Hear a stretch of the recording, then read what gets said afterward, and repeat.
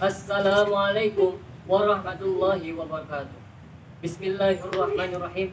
Alhamdulillahirabbil alamin. Assalatu wassalamu ala asrofil anbiya'i wal mursalin sayyidina wa maulana Muhammadin wa ala alihi wa sahbihi ajma'in. Amma ba'du. Yang pertama dan yang paling utama, marilah kita panjatkan puja dan puji syukur kepada Allah Ta'ala yang Maha Agung dan Maha Pemurah. Dia yang memberi kita nikmat yang besar, diantaranya nikmat sehat wal afiat dan nikmat iman dan Islam. Salawat dan salam tetap kita curahkan kepada junjungan kita Nabi Agung Muhammad SAW, pemimpin makhluk dan akhlak. Di sini saya akan menyampaikan tausiah yang insya Allah mubarakah kepada hadirin dengan berjudul Malam Lailatul Qadar. Di zaman Nabi Muhammad SAW terdapat gua yang bernama Gua Hira di tempat Jabal Nur, Makkah. Gua tersebut menjadi tempat bersejarah oleh kaum muslim. Nabi Muhammad menerima wahyu pertama oleh Allah melalui malaikat Jibril alaihissalam. Turunnya wahyu pertama Al-Quran menandai permulaian periode kenabian atau biasa disebut nubuwah. Nabi Muhammad SAW mendapatkan wahyu pertama ketika Nabi sedang berada di Gua Hira. Tiba-tiba datanglah malaikat Jibril dengan membawa wahyu tersebut. Adapun mengenai waktu dan tanggal terjadinya peristiwa tersebut, menurut para ulama, kejadian tersebut terjadi pada bulan Ramadan di antara tanggal akhir, yaitu tanggal 20 sampai tanggal akhir. Dalam Sahih Al-Bukhari menjelaskan, Aisyah berkata, permulaan wahyu yang turun kepada Nabi Muhammad terjadi pada beliau sedang bermimpi yang benar dalam tidur. Kemudian beliau dianugerahi kecintaan untuk menyendiri. Lalu beliau memilih Gua Hira dan bertahanus, yaitu ibadah pada malam hari dalam beberapa waktu lamanya sebelum kemudian kembali kepada keluarganya guna untuk mempersiapkan bekal untuk bertahanus kembali. Kemudian beliau menemui Khadijah radhiyallahu an untuk mempersiapkan bekal. Sampai akhirnya datanglah Al-Haq kepadanya. Malaikat Jibril datang dan berkata, "Iqra, bacalah." Beliau menjawab, "Aku tidak bisa baca." Dalam hadis itu Nabi Muhammad bersabda, malaikat itu memegangku, memelukku dan melepaskanku dan berkata lagi, "Bacalah." Aku menjawab, "Aku tidak bisa baca." Lagi-lagi malaikat itu memegangku dan memelukku sangat erat dan berkata lagi, "Bacalah." Beliau berkata, "Aku tidak bisa baca." Sampai ketiga kalinya malaikat itu memegangku, memelukku dan melepaskanku dan berkata, "Bacalah dengan menyebut nama Allah Maha Pencipta. Dia yang menciptakan manusia dari segumpal darah. Bacalah. Sesungguhnya Tuhanmu lah yang Maha Pemurah." Nabi Muhammad kembali kepada keluarganya dengan membawa kalimat wahyu tersebut dalam keadaan gelisah dan ketakutan.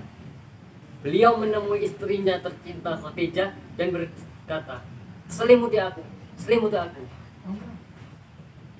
Tanpa bertanya, Khadijah pun menyelimuti beliau sampai ketakutannya pun hilang. Lalu beliau menceritakan semua kepada Khadijah. Lalu berkata, "Aku khawatir kepada diriku." Lalu Khadijah pun berkata, "Demi Allah, Allah tidak akan mencelakakanmu, karena engkau yang menyambung silaturahim." Khadijah kemudian mengajak Nabi Muhammad menemui Waraqah bin Naufal bin Asad, putra paman Khadijah, yang beragama Islami di masa jahiliyah. Khadijah berkata, "Wahai putra pamanku, dengarkanlah apa yang akan disampaikan oleh saudaramu ini. Warqa berkata, wahai putra saudaraku, apa yang telah engkau alami saat itu? Nabi Muhammad menuturkan peristiwa yang terjadi padanya. Warqa pun berkata, ini adalah namus seperti yang Allah turunkan kepada Musa. Duhai, seandainya aku masih hidup dan masih muda, aku akan menjagamu saat kamu diusir oleh kaummu. Nabi Muhammad bertanya, apakah aku akan diusir oleh kaumku? Ya, karena tidak ada suatu orang pun yang datang dengan membawa seperti apa yang kau bawa, kecuali akan disakiti.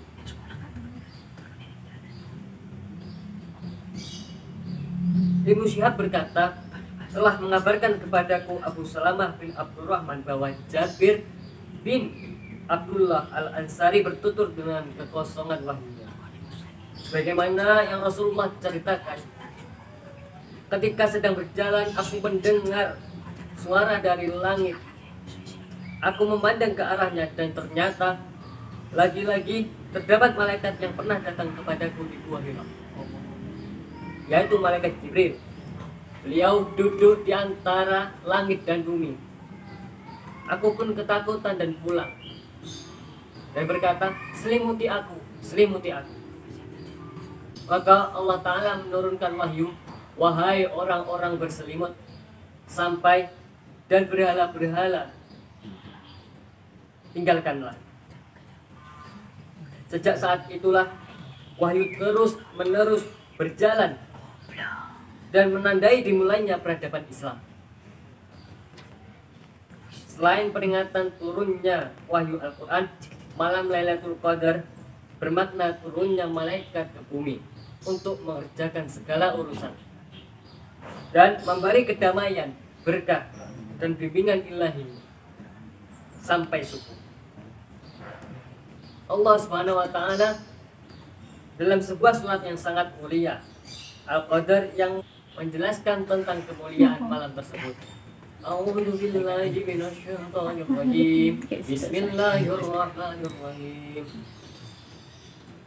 Inna anzalnahu fi lailatul qadar wa ma adraka ma lailatul qadar. Lailatul qadri khairum min alfi syahrin tanazzalul malaikatu war-ruhu fiha bi'izni rabbihim min kulli amr. Shadaqallahul adzim. Sesungguhnya kami turunkan Al-Quran pada malam Lailatul Qadar. Dan tahukah kamu apakah malam Lailatul Qadar itu? Malam kemuliaan itu lebih baik daripada 1000 bulan. Pada malam itu turun malaikat-malaikat dan malaikat Jibril dengan izin Rabb-nya untuk menyelesaikan segala urusan. Malam yang penuh dengan kesejahteraan hingga terbit fajar. Quran surat Al-Qadar ayat 1-5.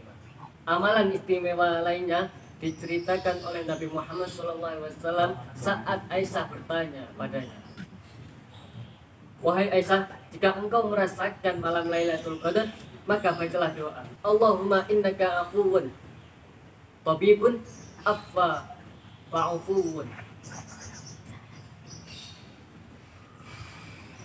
Allahumma innaka tabibun afwa fa'afuwani. Ya Allah, Engkau Maha Pemaaf dan maafkanlah saya. Pada kesimpulan ini, marilah kita berbondong-bondong mencari amal ibadah ketika malam Lailatul Qadar, malam yang penuh berkah ini. Karena malam ini adalah malam satu kali dalam setahun, yaitu pada bulan Ramadan. Mungkin ini saja yang saya sampaikan. Jika ada tutur kata yang salah, mohon dimaafkan.